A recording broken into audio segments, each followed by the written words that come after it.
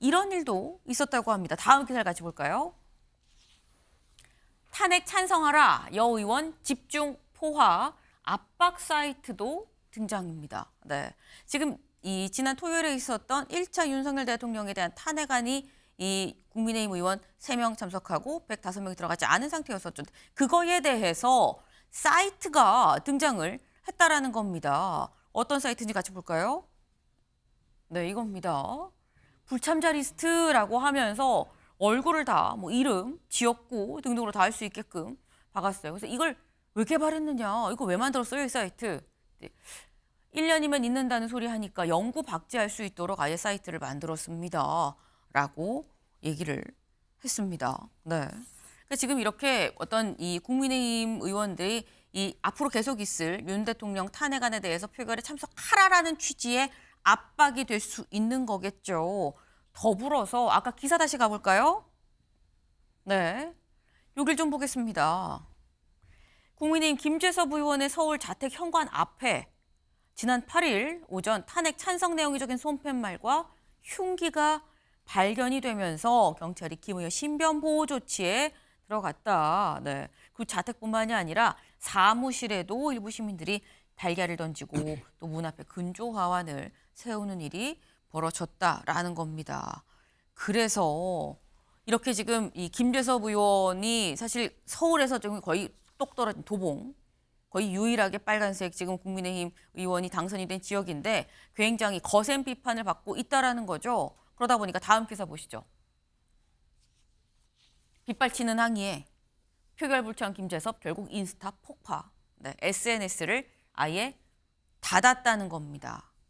근데 이런 상황에 대해서 윤상현 의원이 한마디를 했는데 이게 또 논란이 커졌어요.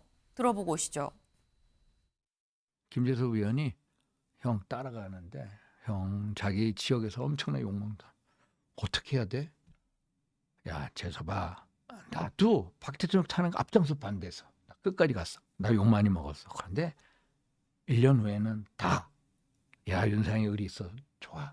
지금 당장 걸 수 있다. 예. 그러나 내일 모레 1년 후에 국민은 또 달라져. 저는 윤상현 중진 의원으로서 지금 이 악화된 민심이랑 그 당에 대한 어떻게 해야 되는지 또 촉구하는 이야기를 드린 바 있고 그것이 좀 과장돼서 일방적으로 좀 유튜브 방송에서 전해진 것 같습니다.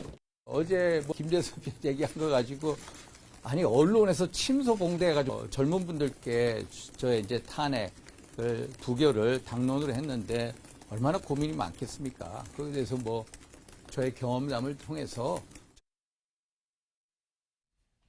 네, 윤상현 의원과 김재섭 의원 두 사람이 나눈 대화 내용이 다시 또 이제 외부로 언론 인터뷰를 통해서 좀 흘러나오면서 다시 또 논란이 좀 불거진 모습이에요. 살짝 두 사람 간에 약간 감정적인 이런 부분도 있었지 않나라는 생각이 좀 드는데 근데 지금 저 얘기 중에 이상희 의원님 그런 얘기 있어요.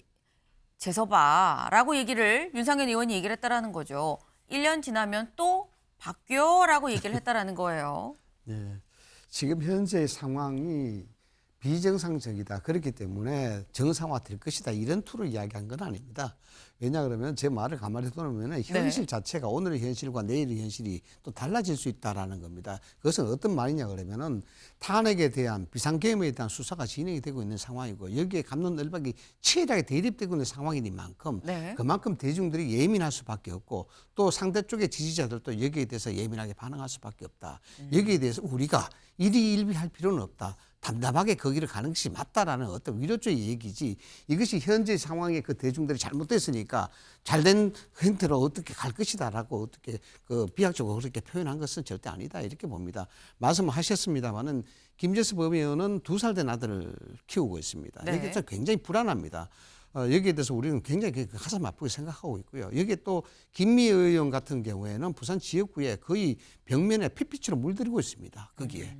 그래서 여기에 대해서 압박을 받는 여기에 대해서 비판을 받는 국민의힘은 김재섭 의원이나 김미애 의원뿐만 아니라 여기에 전체적인 108명 의원이 다 압박을 받고 있다고 보면 됩니다.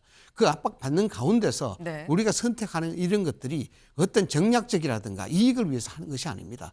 충분한 토의를 하고 있고 충분한 아픔을 감내하면서 이야기를 할 수 있다는 것을 말씀을 좀 드리고요.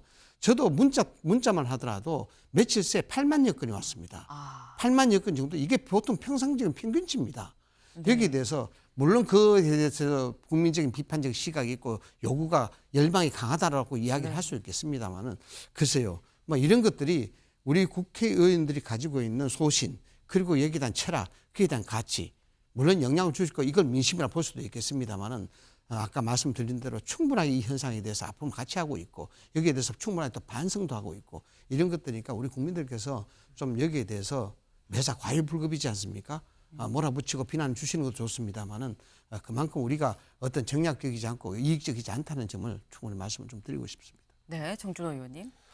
지금 윤상현 의원께서 좀 착각하고 계신 부분이 하나가 있어요. 1년 뒤에 윤상현 의원에 대해서 의리 있다라고 얘기가 나오는 부분은 그 1년 안에 박근혜 대통령의 탄핵 절차 다 거쳤고 형사처벌 다 받고 있었고 그 감옥에서 있었기 때문에 책임을 다 했기 때문에 1년 뒤에 평가가 좀 바뀌는 부분이 있는 건데 예를 들어서 탄핵 절차도 진행이 안 되고 질서 있는 퇴진이라고 해서 조기 퇴진이 6개월이 될지 1년이 될지 모르는 상황에서 그 상황에서 평가가 바뀌겠습니까? 의리가 있겠다고 하겠습니까? 우리가 친일정산 못했기 때문에 친일파라는 이 얘기가 지금 70년이 지나서 80년이 지나서 나오는 것처럼 국민의힘 의원들이 분명히 좀 직시를 하셔야 되는 거는 책임을 다 한 다음에 국민적 평가가 다시 달라지는 거지 이게 끝나지 않는 동안에 이 국면이 계속 될 겁니다. 정말 이거는 명심하셔야 됩니다. 네, 지금의 이 상황이 1년 안에 수습이 돼야지 1년 뒤에 평가가 다를지 말지가 향배가 결정이 되는 거 아니겠느냐라는 말씀을 하셨어요. 네. 지금 이 오늘 내놓을 로드맵이 대체 무엇이냐 여부를 저희가 좀 얘기를 하고 있었죠. 근데 오늘 이것 말고 사실 다음 기사 볼까요? 네, 다음 기사. 네, 민주당 오늘 감액 예산안을 처리를 하겠다라고 얘기를 했습니다. 민주당. 네, 오늘 이 4조 한 7천억인가요? 이 감액한 예산안을 오늘 그냥 예정대로 처리를 하겠다라고 얘기를 했는데 관련해서 국민의힘에서는 좀 더 논의할 시간을 달라라고 또 얘기를 하고 있죠. 오늘 예산안 처리를 두고 당장 오늘도 또 국회가 좀 시끄러울 것 같다라는 생각이 좀 드네요.